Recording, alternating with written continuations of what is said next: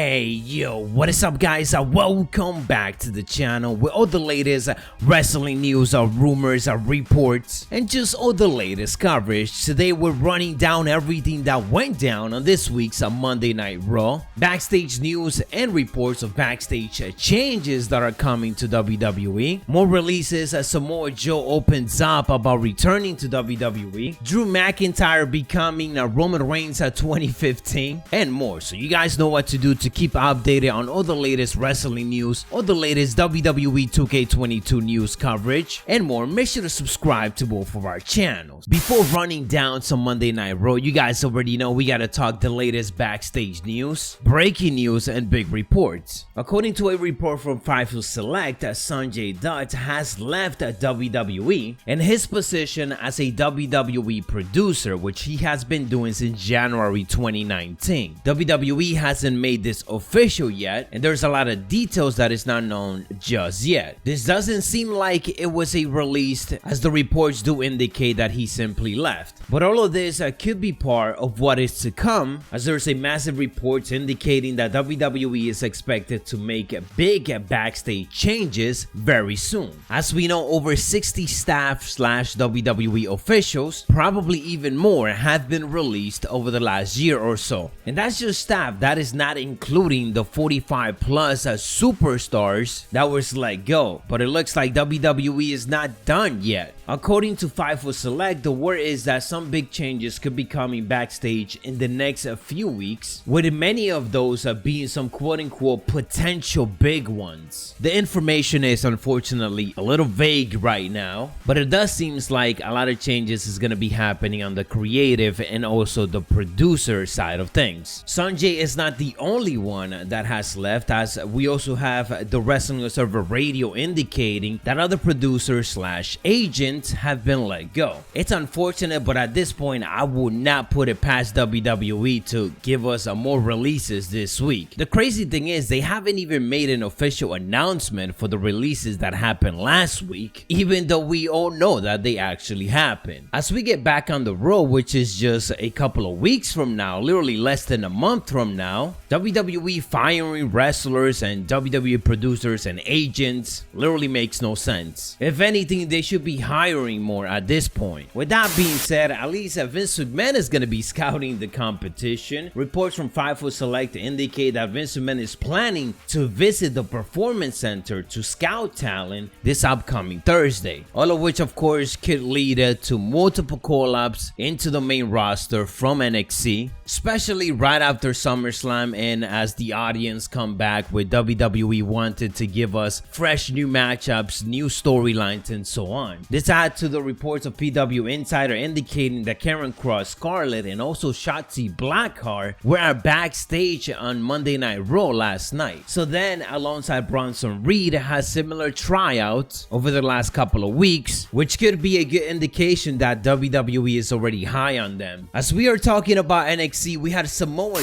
Joe in an interview with Ryan Satin opening up about his return to WWE and about the recent release, of course. Quick highlight on what went down in that interview. Samoa Joe ended up indicating that as soon as he was released from WWE, he was already ready to start his next chapter. He was financially good, so he wasn't too crazy worried about it. He also indicated that he didn't have a lot of time to worry because a couple of hours after his release, Triple H called him up and told him that he already wanted to bring him back and that he really wanted to work something out. Samoa Joe obviously listened to Triple H, which led to his return to NXT. He ended up adding that he has a lot of roads on NXT right now, including doing some production work in the backstage, scouting talent, and obviously being an in-screen character, special enforcer in NXT. He indicated that this is a pretty good deal and he is doing a lot of what he really wants to do. So he has all of these roads, but went on to indicate that he is a 100% working working on getting cleared to compete. No timetable on when that is gonna be happening, but of course, if you guys been watching NXT, then you can see that he is already getting physical, and they are already teasing a lot of big matches with him and a lot of NXT superstars, so we could be right around the corner to that in-ring return. We had a Buddy Murphy showing up his jacked physique, and this man is ready for action. He is obviously under a 90-day non-compete clause, but once all of that expires, it's gonna be interesting to see where he goes, as he is an awesome talent. Murphy took to his Instagram account to show off his incredible physique, and this man is only getting bigger. He been getting bigger ever since he moved out of 205 Live, obviously, but now he's just extra big.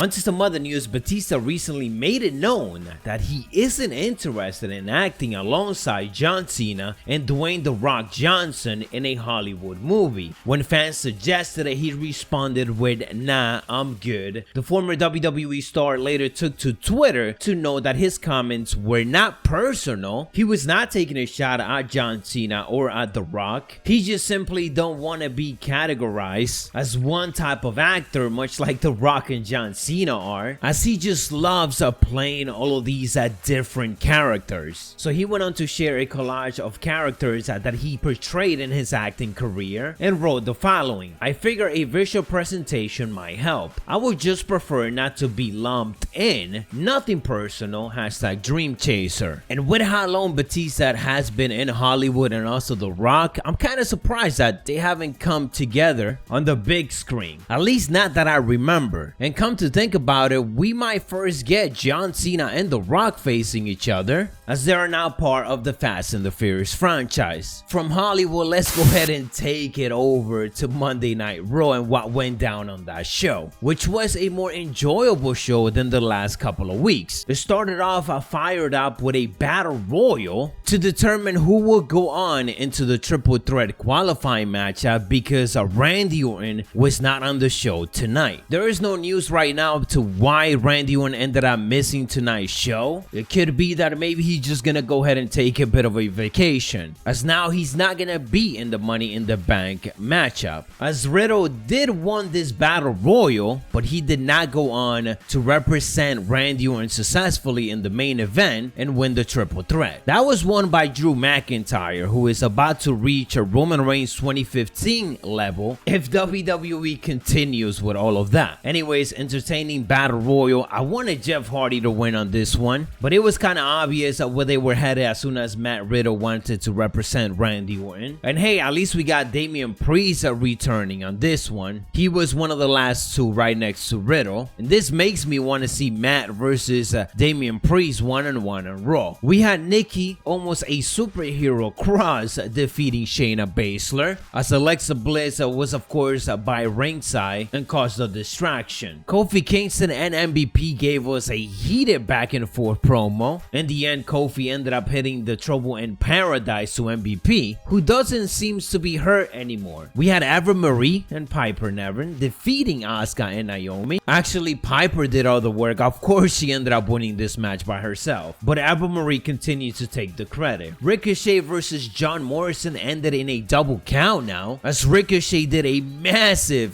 crossbody from inside of the ring all the way into the crowd area, as John Morrison was by the barricade. It was massive. They went over the barricade, which was beautiful to see. We had Charlotte Flair, Natalya, and Tamina defeating Rhea Ripley, Mandy Rose, and Dana Brooke. Jackson Ryker defeated Elias in a strap match, which literally lasted like 3 minutes, even though they've been hyping it up for over a week now. I have never been so uninterested in watching a strap match. We haven't gotten a stipulation like this in quite a while, and this is what WWE gives us. We had Drew McIntyre defeating Matt Riddle and AJ Styles to qualify for the Money in the Bank ladder match. And WWE obviously got a lot of heat for this on social media. Right now, it kind of feels like it's 2005. And by this point, I don't think I even have a YouTube channel, but everybody is getting a little bit exhausted of the chances Drew McIntyre is getting. You give Drew McIntyre 3 more months and he is gonna be Roman Reigns 2015 all over again. And it's because WWE is booking him like this. giving him all these chances, even after he just lost one last week. Honestly, if he wins the Money in the Bank matchup, he will automatically become a heel in the face of fans, even if he is still a babyface afterwards. And to be honest with you guys, I think this is where WWE is headed. I think this is where the mindset is at. They're gonna push Drew McIntyre all the way to the point where we're gonna be exhausted of seeing it,